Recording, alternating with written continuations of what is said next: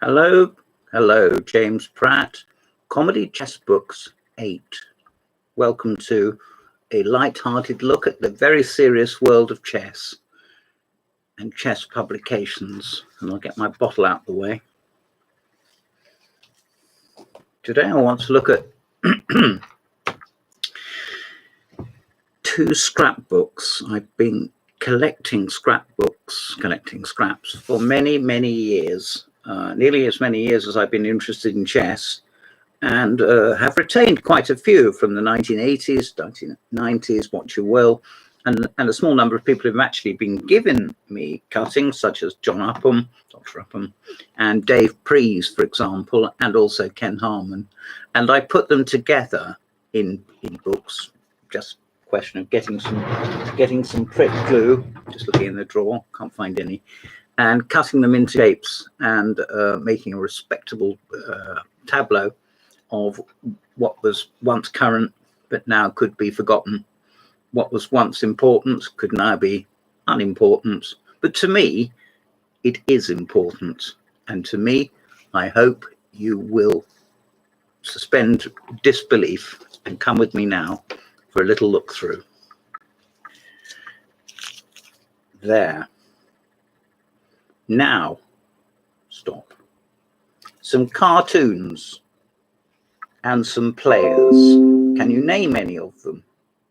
Well, let's go quickly.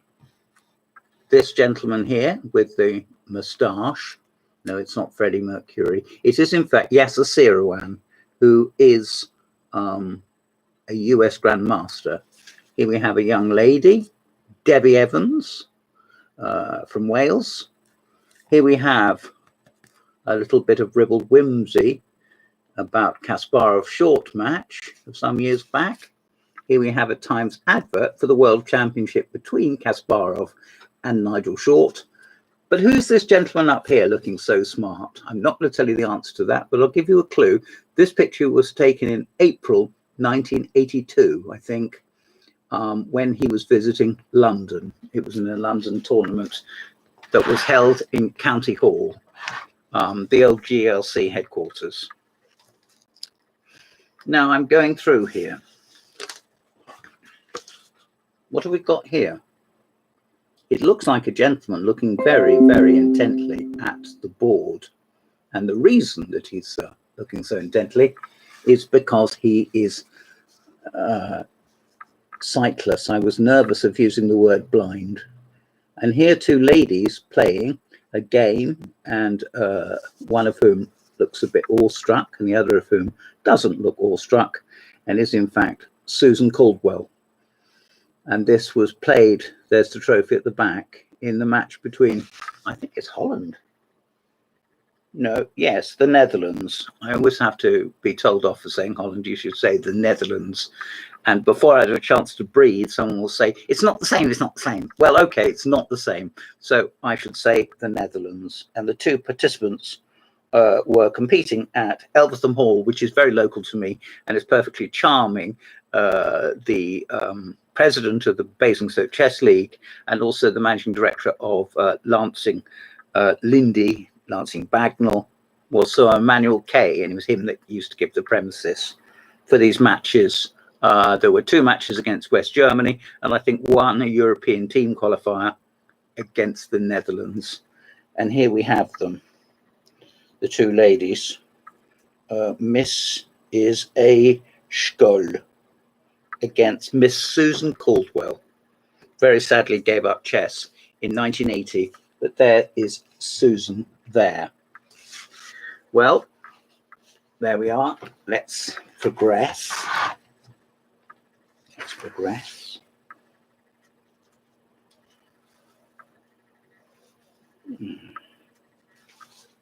It's always a question of finding something suitable.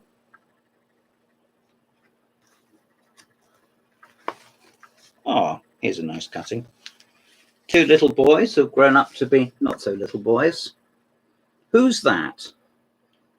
He is destined to become two or three, I think probably, times British chess champion from London. It is in fact Julian Hodgson. He was a very strong boy player, a natural talent, none more so. And the little insert underneath it, don't know if you've caught your eye yet, boys beat the Grandmasters. And in fact, only one schoolboy did beat the Grandmaster. The Grandmaster was Victor Korchnoi, then number 2 in the world. And the boy was Nigel Short from Lancashire, who went on to play in the World Championship himself. But for the moment, he was a little boy. And that's my cutting from 1976. Various other cuttings from the Times. Harry Gollenbeck talking about the Master Race. And a Ribble piece by Harry talking about the first Shaggy Dog story. 2 friends were found playing chess, but one of the opponents was in fact his dog. And he said, that dog must be very clever to play chess. He said, what do you mean? I win 2 games out of every 3 that we play. Well, don't laugh then, you don't have to.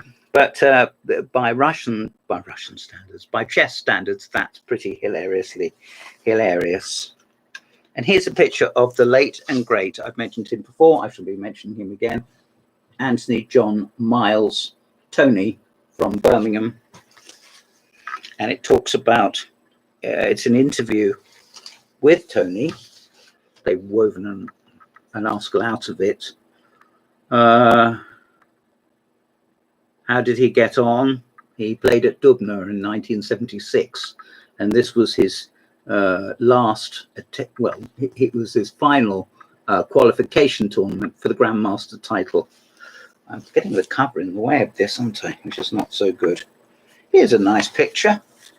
Don't know what it's of. I mean, it's obviously specially done. You can see the chess pieces, the old Staunton pieces, and a nice chessboard there. There's also a bottle of wine on a table. Where the bottle is opened, uncorked. But here we are. Here's Tony again. And Harry Gollenbeck writing about him, saying, enter the young master. And there's the young master, intent on chess play, there. And in the middle is part of my library for when I lived in Odium with my parents. So it's from the early 1980s. Let's keep going, see what we see. And I haven't prepared anything. So, here's a picture of a 19th century top English player. There he is, looking quite elderly. I should think we might date that to about the time of the First World War, and is in fact J.H. Blackburn, Joseph Henry Blackburn. And here's an article, chess players seldom budge far from their front doors without knowing about this, or worrying about this, or calculating this. It is in fact ratings. It's an article by Harry Gollenbeck that the Soviet Federation, possibly in an effort to appear superior and elite, had drawn up a list of grandmasters in their care, in their tender, loving care, and they assign ratings to them based on their results. I mean, the world would also be doing this, but nevertheless, they did it for themselves and they made a big splash about it. Here's a bit of fun. If Richard James gets to see this, probably he's not interested. I know he liked this. So here is 2 old people here, playing chess, and instead of moving the pieces, they are demolishing the chessboard, making it into a jigsaw puzzle. And here are 2 parents comparing their offsprings, one of whom has a hat, supporter's hat on, and the scarf for his football club. And I said, really, my son's a chess hooligan. So there you are. Here's Alekhine, the world chess champion, up until 1946, with his cat. Alekhine was a great cat lover.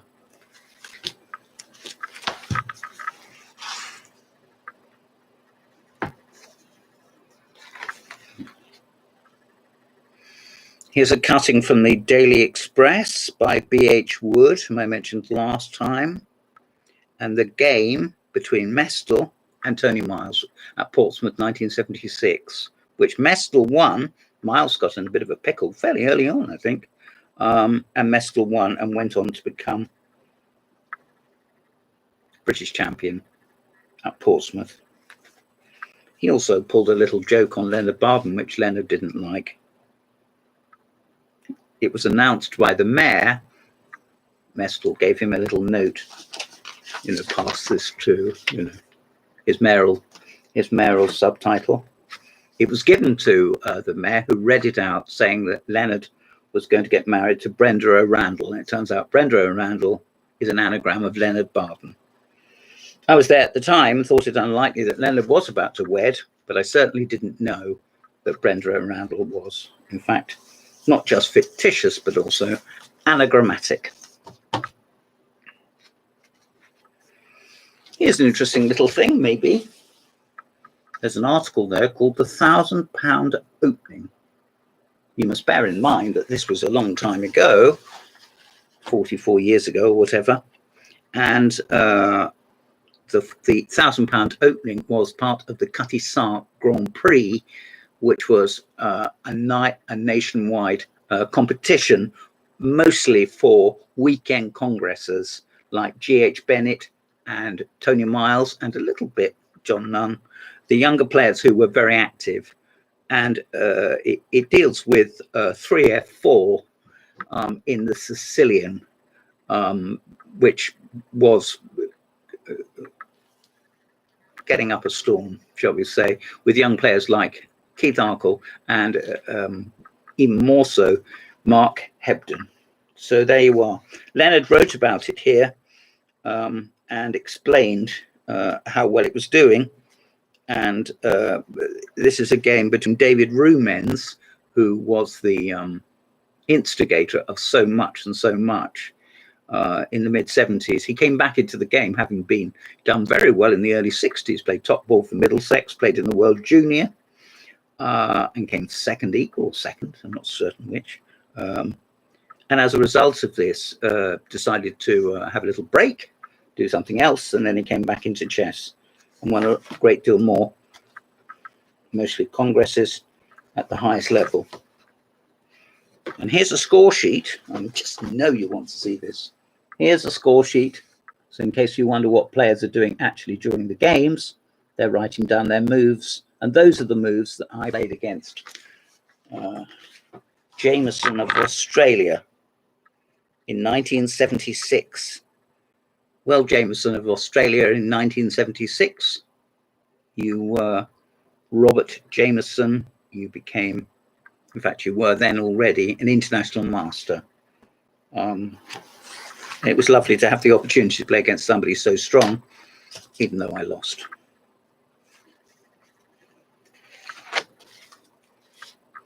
More cuttings from the Sunday Times colour supplement, as I think it probably was called then.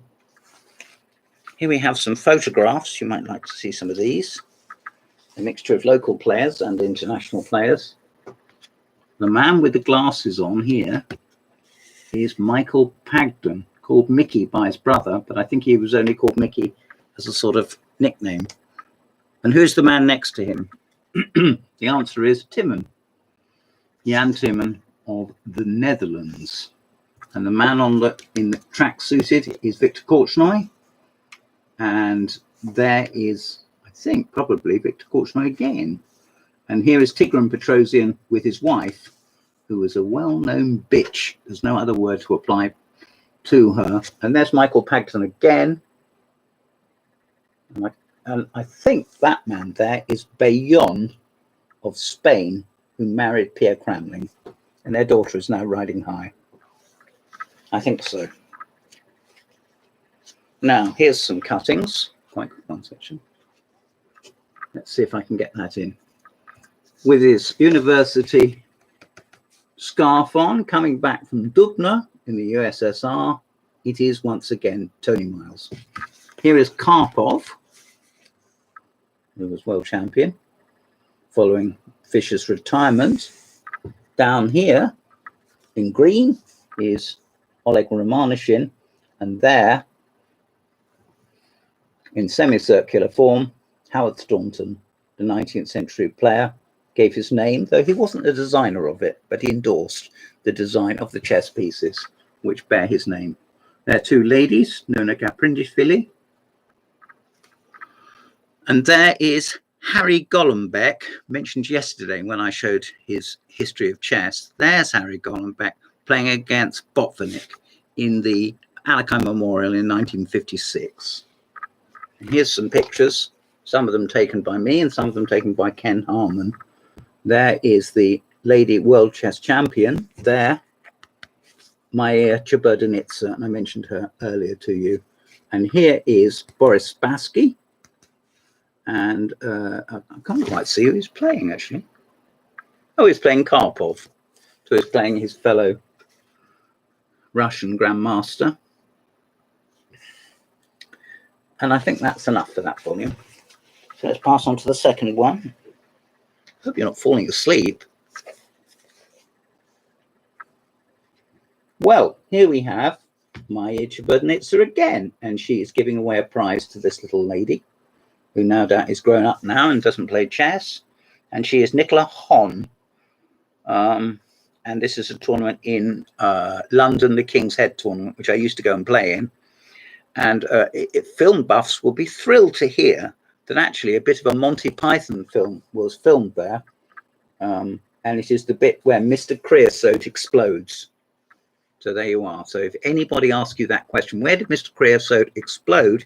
You can say in the same place as the King's Head used to have their annual quick play in London. And if they say, well, where's that then? You'd have to say, I can't remember.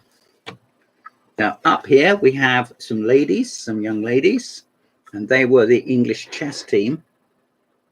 And they were, I'm going to read the names out, Susan Arkle, Mandy Hepworth. Susan still plays and teaches, mostly teaches, I think. Mandy, I'm told, went to Ireland. Dr. Jana Miles was married then to Tony Miles, whom I've mentioned several times. And then she divorced and married Robert Bellin, I think. And there's Sheila Jackson on the end, who still plays a bit and teaches. Very experienced player. There we are. Down here on the veranda, quite a little gathering. This is the English team, I think, from about 1930. 1933, I stand corrected. And the players are R.P. Michel, often rendered as Mitchell by those people that can't be bothered to actually look at his name. Hugh Alexander there, who is in Hut 6 at Bletchley Park, the Code Breakers, you know. That would be another cracking ball topic for a future blab by me. Enthroned Sir George Thomas, whom I mentioned last time. You may remember he gave a prize to Linda Bott. Standing up, William Winter, who was the nephew of the author J.M. Barrie, who wrote The Water Babies. And sitting down has attracted some attention recently due to the controversial biography by Daniel King, Mir Sultan Khan, who came from India with his master to become, naive as it sounds, world chess champion. And he had only really played a very small amount of chess using the rules in India, which weren't even the same as ours. Oh, I feel so much better now. Which weren't even the same as ours. And he did rise very quickly to become pure Grandmaster strength. He even beat Capablanca, one of the best players of all time. Now, here we have, in the computer age, you'll note the chessboard at the back, much more up to date, Anand. Anand went on to become world champion. And here he is playing Ivanchuk, who was a Russian master, but I think he ended up in Canada and died quite young, I think, which is very sad, but these things happen. This is a cutting from 1987. Yes, Igor Ivanov of Canada and Viswanathan Anand. In fact, his name wasn't Viswanathan Anand. It was, in fact, Anand Viswanathan.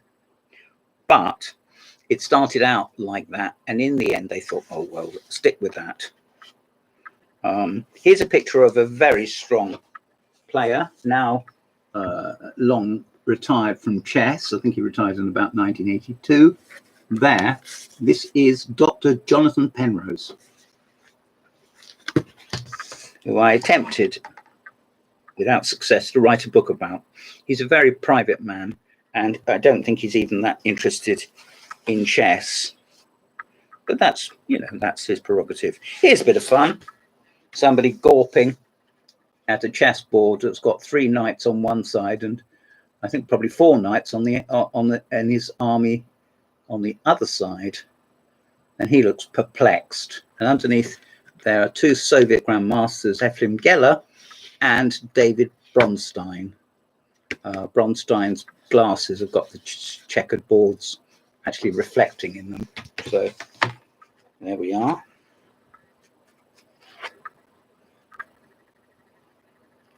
What have we got here?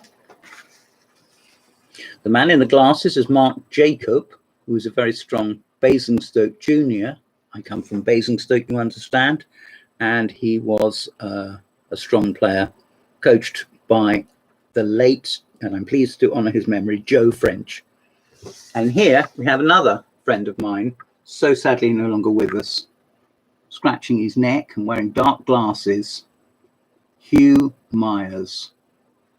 Hugh Myers from America, a very outspoken player whom I corresponded with in the 1980s and provided me with just so much inspiration. And his magazine, the Myers Opening Bulletins, I still have.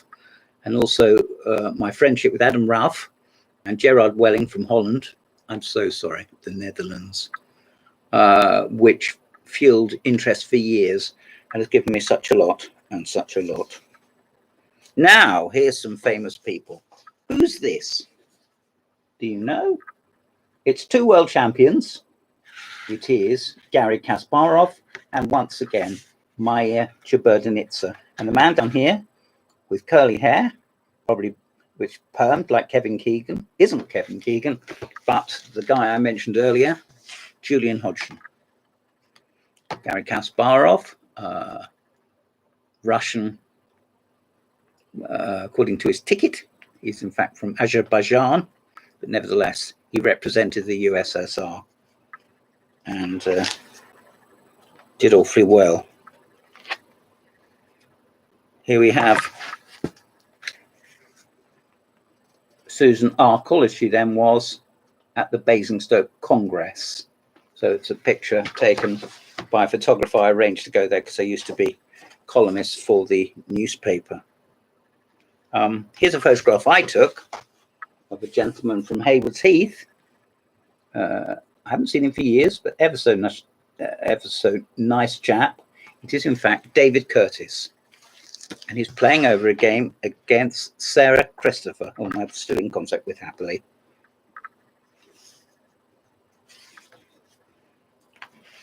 Here's a game at Hastings. See that? And that is one of the Polgar sisters, and she's playing against Glenn Fleer.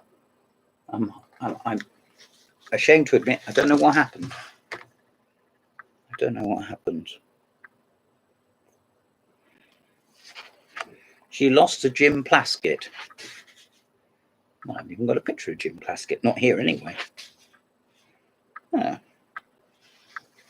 Here's to Ernest Masters at the Lloyds Bank Masters. There were 17, I think, Lloyds Bank Masters in London, and I spectated at all of them. And here is Getakamsky from, he was originally from the USSR. He was a Tatar, but he went with his father to America. He's still in America. And here we have the English number one, probably the strongest English chess player of all time, Michael Adams. Here, the elderly gentleman, bespectacled, is the late Sir Stuart Milner-Barry. And up here, we have also one of the greatest English players of all time, Nigel Short, and he's playing against a player whose writing style and one thing and another became not quite a role model for me, but I did admire him very much, George Botterill. George lost his job in Sheffield University, and as a result of this went to Wales, to Aberystwyth University, and played internationally for Wales. That's what I was coming on to say. He won the British Championships twice. In 1977, it wasn't very strong that year, but he also, there was a playoff in 1973, so 74, I think, and it was a 7-player all-play-all. They formed their own little tournament to split the tie, because 7 players tied on 7 points in the British Championship. This has never happened before, and it probably won't happen again, but, well, it happened then. So there we are. Who is this young man of some intensity? Who is that? Do you know? I interviewed him once. The answer is Henrique Mecking from Brazil. Mecking was a prodigy, meaning he was a chess master when he was but a lad. But there's more than that. To become the strongest player in his country when he was probably pretty unsupported, it was not exactly like the Russians, who are surrounded on every side by grandmasters, saying, do this, do that, stand up, sit down and read this book. But Mecking wouldn't have had that, as with Larsen, who was a strong player in Denmark, who rose to fame in the 60s. These people were real pioneers. And what chess there is in Brazil, which is considerable, I expect now, would owe a very great deal to Henrique Mecking, who is still alive but not very well, although his illness, a lot of rubbish was written about his illness, but he believes he was, almost born again and has become a religious convert, about which I will not comment, only to say that it was very nice of him to allow me to interview him, as I did about 6 or 7 years ago. Coming to the end, here's some colour photographs which I took. The lighting's a bit naff, but I think you can see the players' faces. I mean, that's all that matters. The man in blue is Grandmaster David Norwood, all but a tax exile now. David travels the world. The man looking at us from the middle here is Julian Way, a FIDE master from, well, originally from Isha, I think. The man with the beard, posing for me since the game hasn't started, is Jonathan Mestel, who taught, or possibly still teaches, maths at London University. He's originally from Lewes in Sussex. Here's Daniel King there. These days doesn't play very much chess, which is a shame, but he doesn't. But he does do little films, and also How Good Is Your Chess, which I mentioned when I did the chess magazines. So he stays in the limelight as far as we're concerned. And here we have Michael Adams again. And who's he playing? I think he was playing Mestel, wasn't he? Where's that? Yes, he's playing Jonathan Mestel. And this photograph was taken in 1986 by an extremely good photographer, me, in 1986 in the Guildhall there. It was very nice that the British Championship came so locally to me. And that was the year I also met a very dear friend of mine, was still in contact, Susan Fraser. So I say her name out loud. Here we have a battle of the generations down here. I can even get it in. I think I can. Yeah, there it is. Nigel Short going over a game with his granddad. No, actually, it's not his granddad. It is the ex-world champion, Vasily Smyslov, also noted for his singing has a very fine bass baritone. And here's two people. I'm not going to offer you a composition. On the left, Peter Wells, now a Grandmaster. On the right, Matthew Sadler, now a Grandmaster. Matthew has taken an interest, along with his partner Natasha Reagan, in computers.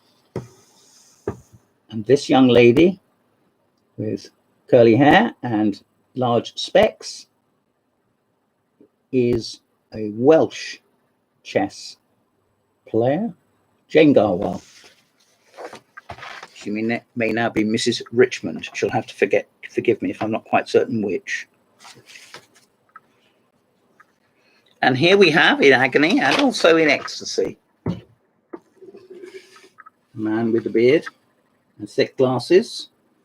His anguish is all his own, and his depth of calculation makes the Grand Canyon look like a scratch on a record sleeve. It is Jonathan Spielman. And finally, to conclude the conclusion, here, smiling for all the world, is the British champion at the prize giving, Julian Hodgson from London. Well, thank you for listening. You have enjoyed Chess Humour Books number 7. I'm James Pratt, and you're not. Good night.